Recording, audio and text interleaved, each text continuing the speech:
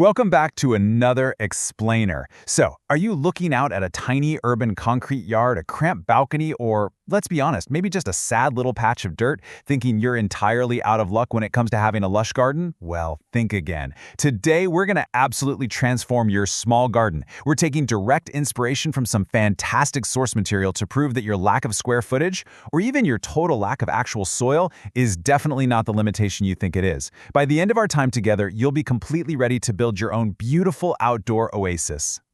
So how exactly do you garden with unlimited space? Now, I know exactly what you're thinking. I don't have unlimited space, that's literally the whole problem. And hey, I completely understand the physical boundaries and the tight dimensions you might be dealing with. But okay, let's dive into this. Because the paradox we're exploring today is that with the right design principles, your creative gardening space is actually unlimited. Seriously, you don't need a sprawling, massive estate to create a botanical masterpiece. You just need to rethink the vertical and modular space you already possess. Here's our quick roadmap for today. First, we're mastering limited space. Second, designing thematic escapes. Third, smart plant selection. And finally, creating your outdoor oasis. All right, jumping right into Section 1, Mastering Limited Space, Foundation and Form.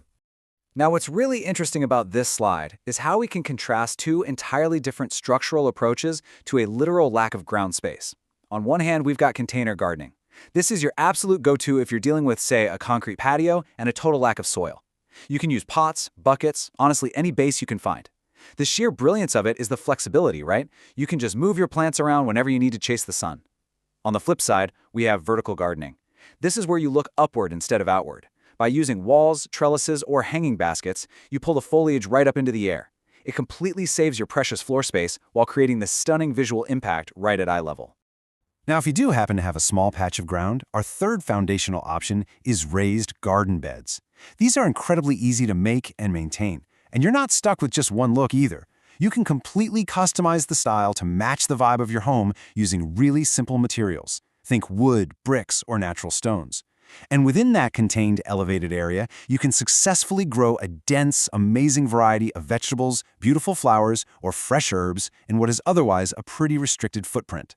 Moving right along to Section 2, Designing Thematic Escapes, Atmosphere and Imagination. Imagine this, a Zen garden bringing together sand, rocks, carefully placed stones, some moss, and maybe even a little bonsai tree. I mean, just visualizing that combination begins to paint a really calming picture, doesn't it? The absolute beauty of a Zen garden is that it truly thrives in a small space. By combining these simple, natural elements, you create an incredibly low-maintenance, tranquil atmosphere. It's really the perfect architectural escape, and it totally doesn't require a massive lawn to be effective. But hey, if a minimalist space isn't quite your style, let's contrast two incredibly fun, whimsical concepts instead. First up is the miniature garden. This is essentially building your very own little world using tiny plants, scaled-down furniture, and cute little accessories. Then, right next to it, we have the fairy garden. This takes that whole miniature concept, but specifically injects an enchanting, whimsical design. We're talking fairy houses and tiny accessories meant to attract magical creations. I want you to just imagine building one of these deeply intricate tiny escapes entirely inside a single wide container, or maybe just a dedicated little corner of your balcony. How cool is that? Next up, Section 3, Smart Plant Selection, Bounty and Yield.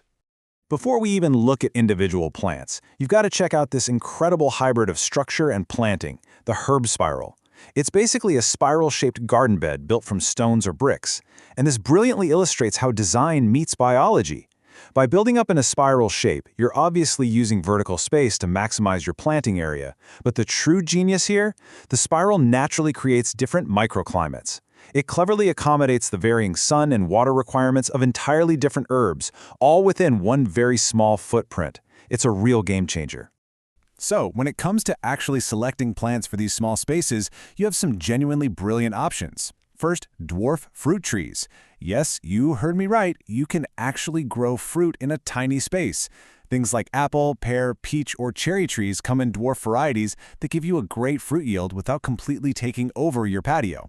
Next, we have perennial flowers. Plants like lavender, cornflowers, or daylilies are absolutely perfect because they come back year after year, offering a huge return on investment for practically zero extra effort. And finally, succulents. These are wildly low maintenance and, let's be real, very trendy right now. They come in so many funky shapes, and you can even put them in a small glass terrarium for a totally unique indoor or balcony display. All right, bringing it all home with Section 4, creating your outdoor oasis. Taking action. We've covered the foundations, the themes, and the greenery. Now let's move to and see how this builds into a solid strategy that you can execute today. Step 1. Choose your foundation. Decide right now. Are you going to use movable containers, build upward with a vertical garden, or lay down a raised bed? Step 2. Pick your aesthetic.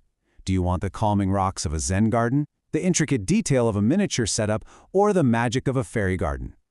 And Step 3. Select smart plants. Are you building a spiraled herb tower, planting a dwarf cherry tree, or maybe just potting some low-maintenance succulents? This right here is your ultimate blueprint to ensure that limited space is literally no longer an excuse. I want to conclude our explainer today with this direct, thought-provoking question straight from our source material. Which garden idea will you choose? You now have the knowledge, the structural techniques, and hopefully, the inspiration. I really challenge you to pick your favorite approach we covered today and start building your own personal outdoor oasis. Get creative with it, look at your space a little differently, and most importantly, enjoy the process of transforming it. Thank you so much for joining me for this explainer, and hey, happy gardening!